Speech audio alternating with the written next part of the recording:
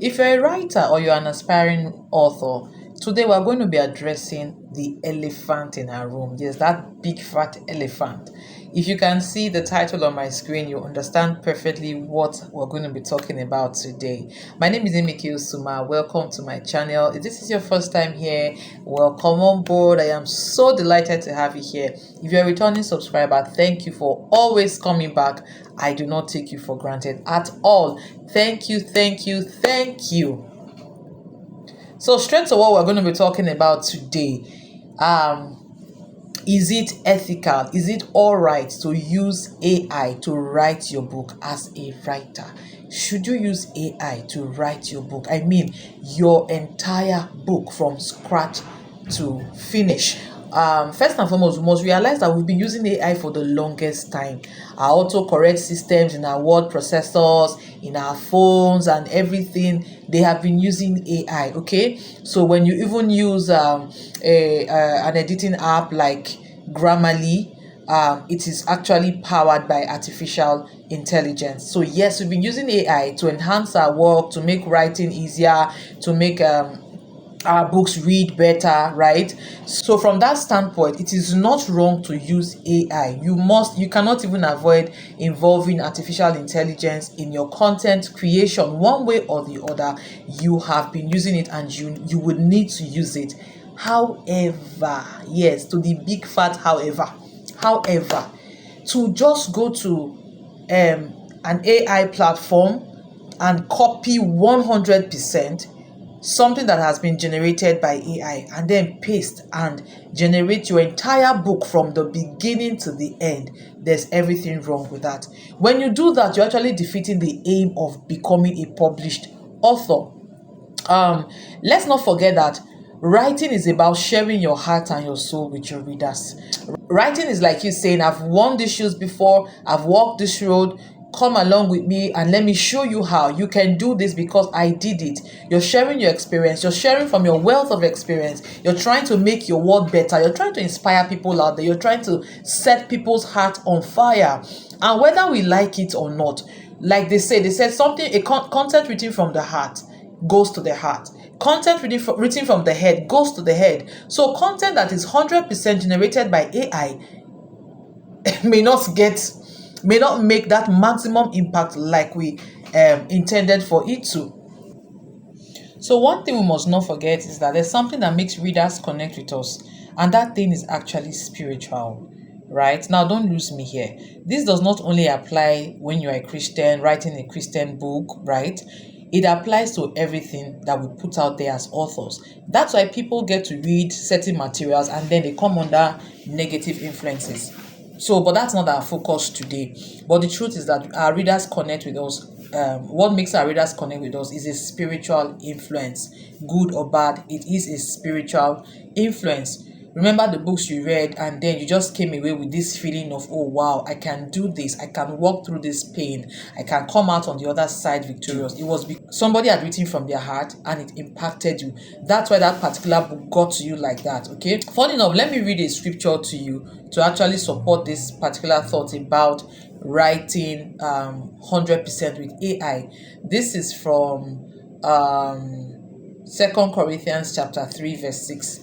2 Corinthians chapter 3 verse 6, and it says, I'm reading from the American Standard Version. It says, who also made us sufficient as ministers of a new covenant, not of the letter but of the spirit, for the letter killeth but the spirit giveth life. Right? For the letter killeth but the spirit giveth life. So what even gives life to the believer when you come in contact with the word of God? It's not just the words on paper, it's not just the letters in that book. There are people who just read the Bible because they want to go out there to make an argument, okay? And they do not contact the spirit behind the written word of God. And then it does not really have an impact on them. But when they come under the influence of the spirit behind the word, you discover that they become immersed in the truth of what they are reading, right? So the same applies when we write. There is an influence, there is something powering our writing that is beyond just the word. We should never forget that. So when you want to use AI, look at it this way. Look at any AI platform as a friend who is brainstorming with you. Okay? When you brainstorm with your friend, do you just take your friend's ideas and just splash them all over your pages? You don't do that. You draw inspiration from what your friend has shared with you. You draw inspiration from those ideas, and then you go back and then you rewrite everything, put your thoughts together, and then you're able to come out with a whole piece. That is actually what AI should enable us to do. Not just for us to go there and copy 100%, dump it there, and then we say we are now authors. When we do that, we are defeating the aim of becoming a published author. We are defeating the aim of actually writing, because you're going to present something that may be, very well written, but it will be soulless. There's no soul, right? People are reading and there's no impact. Even though there's an impact, it will not run deep because it was written from a shallow place. So what makes us fall in love with Francine Rivers, Karen Kingsbury, and all the authors, your favorite authors? What makes you just gravitate towards their book? Why did we just read their first book and then we began to hunt for every single thing they ever wrote? It was because they brought on board their authenticity. They showed up with their authentic voice. That was why when we read them for the first time, we went to read the second time, a third time, there was just something unique about them, right? It's the signature that they leave on every page of their book that makes us wanting to read more and more of their books. They just leave this unique signature. You can tell, even when you're blindfolded, that this book I'm hearing, maybe you're listening to an audio book and you did not know from the beginning who wrote the book, you're able to tell that this is a Karen Kingsbury, this is a Francine Rivers, right? Because they come on board with their unique signature as writers, as authors. While AI can help us generate ideas, structure outlines, one thing we must never forget is that our authentic voice must remain intact, right? Now, the way AI works is that it actually gathers responses from thoughts and ideas that already exist on the internet, okay? So now imagine that we all stop writing authentic work. We all stop writing organically, and then we all depend on AI. If the earth remains for another 50 or 100 years, I think that we're going to get stuck at a point because everything is going to be sounding the same way. We're no longer going to be having fresh and sizzling inspiration that makes us want to come back to a particular author. And to me, I think that is very scary, right? So think of a future where we no longer have inspiring books. So today we need to actually curtail that. Let's not allow us get to that kind of drastic end, okay? So we must keep stretching our creative muscles and keep writing organically and keep writing authentically so that we do not lose the essence of being writers and authors in the first place. So as a writer, you don't have to begin to run away from AI like, oh, it's some kind of taboo. Like I said at the beginning, whether we like it or not, we've been using AI and we definitely need to engage with artificial intelligence in the course of our work as writers, as editors, proofreaders, and whatever we do, content creators or whatever it is, we all will continue to require the use of AI. However, what we should stick to is to allow AI be a kind of trigger for our creative flow, right? Because the truth is that there are going to be days when you will sit before that blank page and we are stuck. Okay, that happens to the best of authors, the best of writers. You could give a prompt to AI in the face of that kind of situation where you're standing before a blank page and there's no creativity coming to you. At that point, that scenario is flipped because you are able to give a prompt to AI, okay, to help you generate a particular scene, a particular idea that you want to write about, okay? So as it triggers that creativity, write from your authentic self. Don't just go there and copy and paste. Don't let it replace your true self. So as it triggers your creativity, resist the urge to just begin to sound robotic, okay? Fight for your creative, fight for your authentic self, fight for your originality, right? Because if you do not do that, it will only be a matter of time before you begin to lose your audience. When you write, you want the heart of your readers to burn within them when they read from you, okay? You want them to begin to envisage what you're talking about. I remember a particular author's book I read. In fact, every time I read her books, I hear her. I'm reading, but I'm hearing her. I'm seeing her mannerisms because I've seen her teach in person. I've attended several seminars, master classes, and coaching sessions with her. So when I'm reading her books, I can hear her, I can see her face. The message is jumping at me because what she's writing is burning from her heart, Okay, she's writing from the heart. So what she's writing is going straight to my heart and to the heart of all her readers. Okay, so that is what we want to maintain. If we lose that, we have lost the essence of writing books. We have lost the essence of becoming authors. So let's not forget that it's not about just churning out many books, making money, because that's a lot. That's what you're getting everywhere. People just jump out and say, oh, do you know you can begin to earn 7 figures just by using AI to write your books? And then they are writing 15 books in 3 months. Now they have totally abused what AI was supposed to do. They have abused what publishing was supposed to achieve, because all they are looking at is just making money from people. And the truth is that in no distant time, I believe that platforms like Amazon may begin to shut down on those kind of authors, and they are going to lose a lot of money.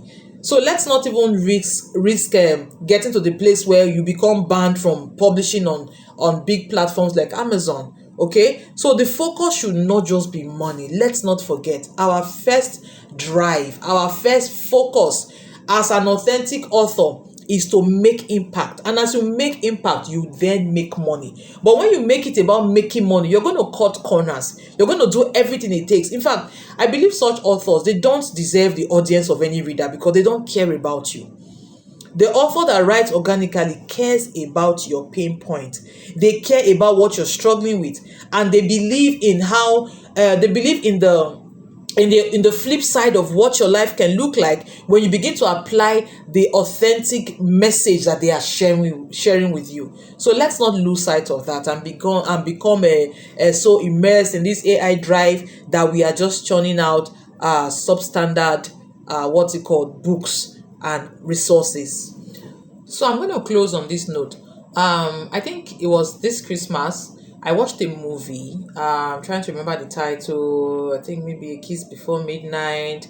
It was a story of a man who was living this very average life. They were okay, right? They were not starving, but they were barely able to afford anything that was going to upset their predetermined flow of income. So they rode one car for many years. The car became problematic. The children could not afford certain schools. There were many good things they desired, but one of the things they had was that they had this bond as a family. Okay, but then this man carried this dissatisfaction in his heart. He wanted better. He wanted a bigger life. He wanted a better life. He began to regret that the corners he did not cut had kept him in a small place. He began to regret his choice for integrity, and then but his wife did not think so. She always supported him doing things the right way, and that was who he was. But then when responsibility began to stare him in the face, he began to wish, oh, he cut corners, he did things differently, maybe life would have been better. So in that state where he was wishing, he now got transported back in time, or like he was taken to a future where his dreams actually came to pass. A future where he was living a very large life. He was living comfortably, was living in luxury. He had cut corners. He was not sensitive. He was not the sensitive man that he was in his real life. He was very, very money driven. So everything he did was based on money. So one of the things that I remember in that movie that I'm going to connect to this video is that when he woke up and found himself in his new apartment, the apartment was a 100% smart home. So he had this apartment that was nicely furnished, but there was no other person living in it with him. So at some point, while he was trying to settle in, he discovered that the coffee maker could interact with him. Okay, so he would ask him, what kind of coffee do you want? What do you want it with cream and all of that? So he was surprised at that. He was really intrigued by that. But before the end of the day, he realized that he didn't even know this life he was living. He did not know about his routine. He didn't know what to do. He didn't know where to go. He didn't know what time he should show up at work, okay? Because this was not his real life.